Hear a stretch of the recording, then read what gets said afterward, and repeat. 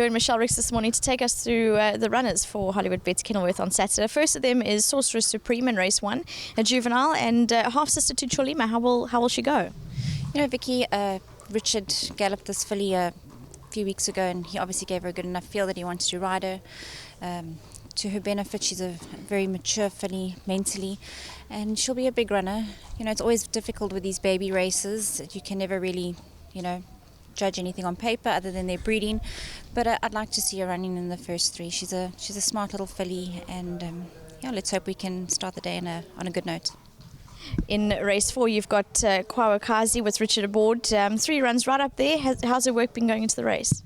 Yeah, I was very confident last time and stuck my neck out, and obviously she just got beaten. I do think that Kenilworth would be far suited to her, where she can come from off them, and I'd also like to think that she would be a big runner.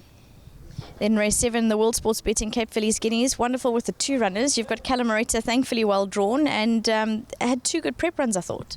Yeah, she did. Her last run probably doesn't look as good on paper, but she's a filly that comes from off them, and she had to go to the front last time, which didn't really work out. And let me tell you, it's a really competitive race, and we, knocking heads with some really, really smart fillies. So I'd really like to just see her run a promising race and bounce back to a Group 2 win. You've also got Secret Identity. She's very versatile. She can almost run from anywhere.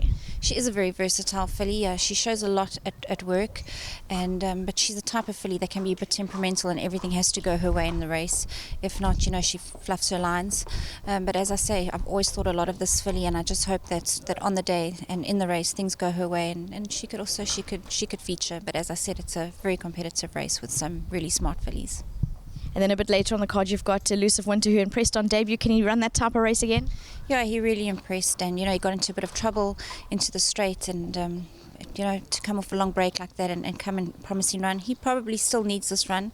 But I mean, if you're going to like a horse like Yamadori, he finished a length behind him, coming back after a long break. And I've always thought a lot of this horse, but maybe could just need one more run under his belt to crack a win. Michelle, thank you. All the best. Thank you. Looking forward to a number of wonderful runners from a small yard, so most certainly well represented.